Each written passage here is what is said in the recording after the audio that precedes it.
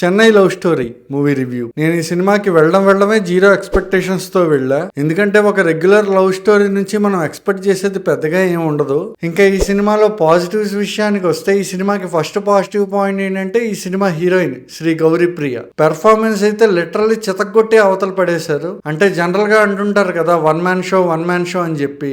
నన్ను అడిగితే ఈ సినిమా శ్రీ గౌరీ ప్రియ గారి వన్ ఉమెన్ షో. ఈ సినిమాకి నెక్స్ట్ పాజిటివ్ పాయింట్ ఏంటంటే ఈ సినిమా ఫస్ట్ హాఫ్. అంటే బేసిక్ గానే ఈ సినిమా ఎలా ఉంటుంది అంటే ఫస్ట్ హాఫ్ మొత్తం ఒక సినిమా, సెకండ్ హాఫ్ మొత్తం ఇంకో సినిమా అన్నట్లు ఉంటుంది. ఫస్ట్ హాఫ్ మొత్తం అయిపోగానే అందరికీ ఒక క్వశ్చన్ మార్క్ అయితే వస్తుంది. అలాగే సెకండ్ హాఫ్ మీద బేభత్సమైన ఎక్స్పెక్టేషన్స్ కూడా వస్తాయి. ఇంకా ఈ సినిమాకి నెక్స్ట్ పాజిటివ్ పాయింట్ ఏంటంటే సినిమాటోగ్రఫీ. సినిమాటోగ్రాఫర్ నేమ్ వచ్చేసి విశ్వాస్ డానియల్. సినిమాటోగ్రఫీ గురించి మాట్లాడాలి అంటే ఎస్పెషల్లీ ఈ సినిమాలో ఫ్రేమ్స్ చాలా అంటే చాలా బాగున్నాయి. అంటే ఎక్కడా కూడా ఒక ఫ్రేమ్ మన కళ్ళకి డిస్టర్బింగ్ గా అయితే అనిపించదు. స్పెషల్ గా మెన్షన్ చేయాల్సిన విషయం ఇంకోటి ఉంది, అదే ఈ సినిమా కాస్ట్యూమ్స్. ఈ సినిమా కాస్ట్యూమ్ డిజైనర్ వచ్చేసి దేవి పర్చూరి. ఏ క్యారెక్టర్ కి యాప్ట్ గా ఉండే కాస్ట్యూమ్స్ ఆ క్యారెక్టర్ కి ఇచ్చారు అనే ఫీలింగ్ అయితే వచ్చింది. ఈ సినిమాకి బిగ్గెస్ట్ నెగిటివ్ పాయింట్ ఏంటంటే ఈ సినిమా సెకండ్ హాఫ్. స్టార్ట్ అయిన ఒక 15 నుంచి 20 నిమిషాలు సినిమా బానే ఉంటది. ఆ తర్వాత స్క్రీన్ మీద మీరు ఎవ్వరూ ఊహించని ఒక ఇన్సిడెంట్ అయితే జరుగుతుంది. ఆ ఇన్సిడెంట్ ఏంటి అనేది నేనైతే ఇక్కడ చెప్పలేను గానీ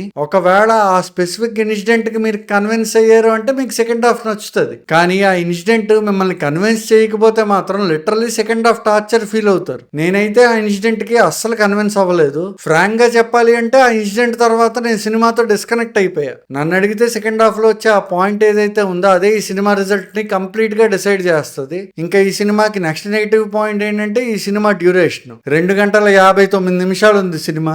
నేనే చెప్తున్నాను కదా, సినిమాలో ఏ ఒక్క సీన్ కూడా కథకు అనవసరం అనేలా అయితే లేదు. కాకపోతే ప్రతి ఇండివిజువల్ సీన్ యొక్క లెంత్ అయితే మాత్రం చాలా ఎక్కువ ఉంది. దానివల్ల ఓవరాల్ గా సినిమా డ్యూరేషన్ విపరీతంగా పెరిగింది. ఇంకా మణిశర్మ గారు కంపోజ్ చేసిన బ్యాక్గ్రౌండ్ స్కోర్ అలాగే సాంగ్స్ గురించి మాట్లాడుకోవాలంటే చిన్నప్పటి నుంచి నేను మణిశర్మ గారి బ్యాక్గ్రౌండ్ స్కోర్ అన్నా లేదంటే సాంగ్స్ అన్నా కూడా చెవి కోసుకునే రకం. మణిశర్మ గారు కంపోజ్ చేసిన ఈ సినిమా పాటలు అయితే 1-2 బాగానే అనిపించాయి కానీ ఫ్రాంక్ గా చెప్తున్నా మణిశర్మ గారి రేంజ్ కంపోజిషన్స్ అయితే అస్సలు కాదు. ఆల్రెడీ ఒక స్పెసిఫిక్ కంపోజిషన్ స్టైల్ ఉన్న మ్యూజిక్ డైరెక్టర్ దగ్గరికి వెళ్ళి మీరు ఇళయరాజాలా కంపోజ్ చేయండి లేదంటే మీరు రహమాన్లా కంపోజ్ చేయండి అంటే ఇలాగే ఉంటది. మరి సెకండ్ హాఫ్ లో ఒక ఫైట్ సీన్ అయితే ఉంటది.